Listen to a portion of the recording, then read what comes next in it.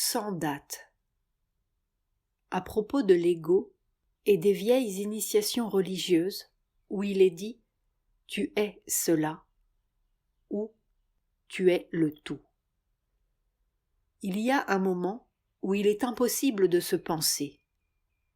Même la façon d'exprimer que le tout c'est vous ou que vous êtes le tout, la même chose avec vous êtes le divin ou le divin c'est vous, il y a encore quelque chose qui regarde. Il y a un moment, ça arrive par éclair, et ça a de la peine à rester, où c'est le tout qui pense, c'est le tout qui sait, c'est le tout qui sent, c'est le tout qui vit. Il n'y a même pas l'impression que vous en êtes arrivé là. Alors là, c'est bon. Mais jusque-là, c'est qu'il y en a un petit coin de jeu quelque part. Généralement ceux qui regardent, le témoin qui regarde. Silence. Je ne sais pas si cela vaut la peine de garder ça, ou bien on le garde pour plus tard. C'est un peu trop, il faut aller par étapes. C'est cette affirmation que vous savez que vous n'avez plus d'ego. Ce n'est pas exact. Vous êtes en voie de n'avoir plus d'ego. C'est la seule chose qui soit correcte. 17 janvier 1961 51. Quand j'entends parler d'une juste fureur, je m'émerveille du pouvoir qu'ont les hommes de se leurrer eux-mêmes. Qu'est-ce que tu as à dire ? On est toujours de bonne foi quand on se trompe soi-même. C'est toujours pour le bien des autres qu'on agit, ou dans l'intérêt de l'humanité, et pour te servir, cela va de soi. Comment fait-on pour se tromper ? Moi, j'avais envie de te poser une question à mon tour, parce qu'il y a deux façons de comprendre ta question.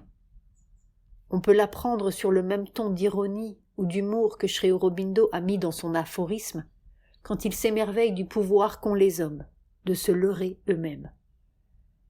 C'est-à-dire que tu te mets à la place de celui qui se leurre et tu dis « Mais je suis de bonne foi, je veux toujours le bien des autres, etc. L'intérêt de l'humanité, servir le divin, cela va de soi. Et alors, comment puis-je me tromper ?» Mais au fond, il y a vraiment deux façons de se tromper qui sont très différentes. On peut très bien être choqué par certaines choses, non pour des raisons personnelles, mais justement dans sa bonne volonté et son ardeur à servir le divin, quand on voit des gens qui se conduisent mal, qui sont égoïstes, qui sont infidèles, qui sont des traîtres. Et il y a un stade où ces choses, on les a dominées, et on ne leur permet plus de se manifester en soi, mais dans la mesure où on est en rapport avec la conscience ordinaire et le point de vue ordinaire, la vie ordinaire, la pensée ordinaire. Leur possibilité est encore là. Elles existent d'une façon latente parce qu'elles sont l'envers des qualités que l'on s'essaye à avoir. Et cette opposition des deux existe toujours, jusqu'à ce qu'on soit monté au-dessus et qu'on n'ait plus ni la qualité ni le défaut. Tant qu'on a la vertu, on a toujours son opposé latent. C'est seulement quand on est au-dessus de la vertu et de la faute que cela disparaît. Alors jusque-là, cette espèce d'indignation que l'on sent vient du fait que l'on n'est pas tout à fait au-dessus. On est dans la période où on désapprouve totalement, et on ne pourrait pas le faire soi-même. Jusque-là, il n'y a rien à dire, à moins que l'on ne donne une expression extérieure violente à cette indignation. Si la fureur s'en mêle, c'est qu'il y a une sorte de contradiction totale entre le sentiment que l'on veut avoir et la réaction que l'on a vis-à-vis des autres. Parce que la fureur est une déformation du pouvoir vital. C'est un vital obscur et tout à fait non régénéré. un vital qui est encore soumis à toutes les actions et les réactions ordinaires.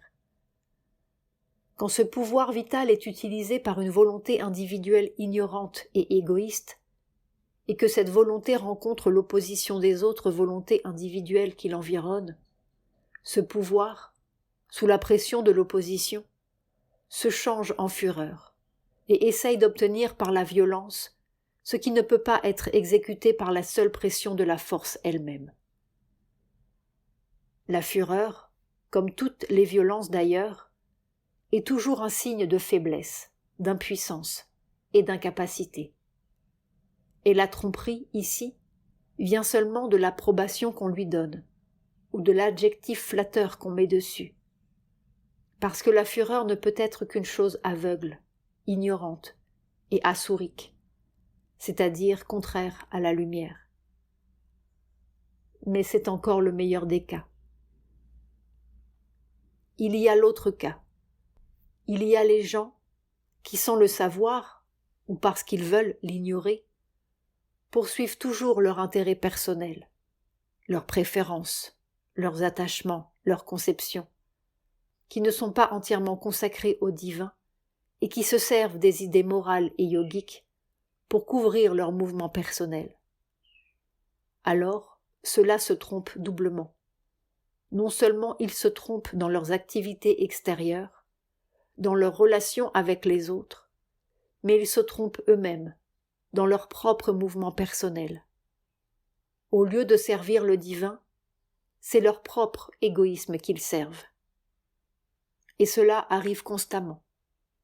Constamment. On sert sa personnalité, son égoïsme, en prétendant servir le divin. Alors ce n'est même plus se tromper, c'est une hypocrisie totale. N'est-ce pas? Cette habitude mentale de toujours revêtir tout d'une apparence très favorable, de donner une explication favorable à tous les mouvements, quelquefois c'est tellement grossier que cela ne peut tromper personne, excepté soi-même. Mais parfois, c'est assez subtil pour faire illusion. C'est une sorte d'habitude d'excuse, l'habitude de donner une excuse mentale favorable, une explication mentale favorable à tout ce que l'on fait, tout ce que l'on dit, tout ce que l'on sent. Par exemple, ceux qui n'ont pas le contrôle d'eux-mêmes et qui donnent une claque à quelqu'un dans une grande indignation, ils appellent cela presque une fureur divine. Righteous, c'est très joli, parce que righteous introduit tout de suite cet élément de morale puritaine, admirable. C'est formidable. Formidable ce pouvoir de se tromper soi-même. L'art qu'a ce mental de trouver une justification admirable à n'importe quelle ignorance et n'importe quelle stupidité. Et ce n'est pas une expérience qui vient de temps en temps, c'est quelque chose que l'on peut noter à la minute. Et on le voit généralement beaucoup plus facilement chez les autres. Mais si on se regarde bien, on s'attrape 1000 fois par jour à juste regarder de la petite façon favorable. Oh, ce n'est pas la même chose. Et puis ce n'est jamais pour vous, comme c'est pour le voisin. 19 janvier 1961. Je viens te faire travailler. Moi, je ne travaille pas. Je suis un peu comme ça. Voilà 2 jours que je ne mange pas. Alors, pas très brillant. Si je lis ces textes, cela ne va pas te fatiguer? Non, c'est purement physique. C'est parce que les gens... Quand je suis descendue, j'étais très bien. Mais ils me font tenir debout, là, presque indéfiniment. Quand je suis assise, ça va. La seule chose, parler aussi est difficile au bout d'un certain temps. Après le travail. Alors je crois qu'il serait plus sage de remonter. Oh, quoique si je pars d'ici trop tôt, il y a des gens qui m'attendent, et il faut que je les voie avant de monter. Nous pouvons méditer un peu. Dès que je médite, ça va bien. Méditation.